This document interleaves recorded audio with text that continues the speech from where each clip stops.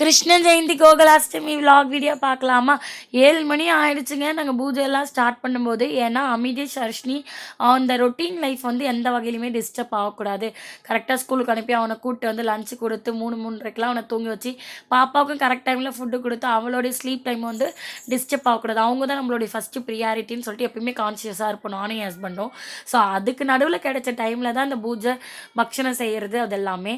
So அவங்க தூங்கி எழுந்து அவங்களுக்கெல்லாம் அலங்காரம் பண்ணி பக்ஷணம் செஞ்சு பூஜைக்கு எல்லாமே ரெடி பண்ணிவிட்டு பாதம் வைக்க ஆரம்பிக்கிற மணி 6:45. சரி பரவாயில்ல பண்ணலாம், ஒன்றும் தப்பு இல்லை, கிருஷ்ணரே நைட்டு தானே பிறந்தாரு அப்படின்னு சொல்லிட்டு எப்பவுமே கிருஷ்ணர் ஜெயந்தி வந்து நைட்டு 8-9 மணிக்கு தான் வந்து செலிப்ரேட் பண்ணுவோம். ஸோ எல்லாருக்குமே ஒரு மனசில் ஒரு கேள்வி வரும், 2 குழந்தை அதுவும் 2 சின்ன குழந்தைய வச்சுட்டு இவ்வளோத்தான் பண்ணணுமா, இதெல்லாம் பண்ணியே ஆகணுமா அப்படின்னு. பட் இதுதான் இப்படி தான் பண்ணணும் இல்லாமல் ஒவ்வொருத்தவங்க வீட்லேயுமே ஒவ்வொரு வழக்கங்கள் இருக்கலாம், முறைகள் இருக்கலாம், அதை வந்து ஃபாலோ பண்ணுறது விதம் தான் வேறையாக இருக்கலாம்.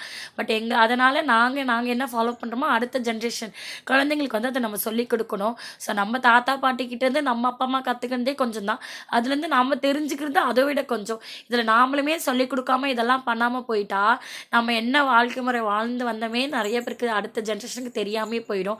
அதனாலேயே நாங்கள் பெங்களூர் வந்தாலுமே நம்ம ஃபாலோ பண்ணதை நம்ம குழந்தைங்களுக்கு வந்து முழுசாக சொல்லிக் கொடுக்கலாம், நம்மளுக்கு தெரிஞ்சதையாச்சும் சொல்லிக் கொடுக்கலாம், பெருசாக பண்ணலனாலும் நம்மளால் முடிஞ்சதை பண்ணி அவங்களுக்கு தெரிய வைக்கலாம் அப்படின்னு சொல்லி தான் இதெல்லாம் நாங்கள் விடாமல் பண்ணிகிட்டு இருக்கோம்.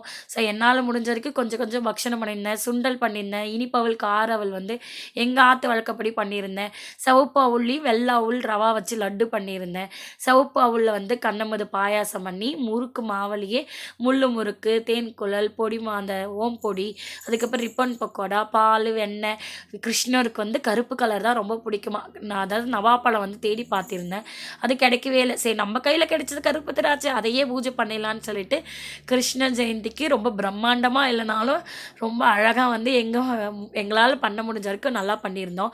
கிருஷ்ணர் தான் வெண்ணையை திருடி சாப்பிடுவாருன்னா அமிதீஷ் அதுக்கு மேலே கிருஷ்ணர் வேஷம் போட்டதில் கிருஷ்ணன் வந்துட்டாரான்னு தெரியல. வீடியோ எடுக்கும்போதே ஒரு லட்டு வந்து தெரியாமல் எடுத்து சாப்பிட்டுருந்தான். ஃபோட்டோ எடுக்கும்போது இப்படி தான் குறும் பண்ணிகிட்டே இருப்பாங்க, போஸே கொடுக்க மாட்டாங்க. ஃபோட்டோ எடுக்கிறது கூட அவ்வளோ கஷ்டங்க. இவங்க 2 பேரையும் வச்சுக்கிட்டு இவ்வளோ பூஜை பண்ணுறேன்னா அப்போ எனக்கு எவ்வளோ பெரிய டாஸ்க் இருக்குன்னு நினைக்குங்க. வர வர எல்லாருமே ஒல்லியாயிட்டேன்னு சொல்கிறாங்க. அதுக்கு காரணமே இவங்க 2 பேர் தான். இது எங்கள் ஆண்டாள் சித்தி எனக்கு வந்து சாரீ வந்து மடிசார் கொடுத்துருந்தாங்க.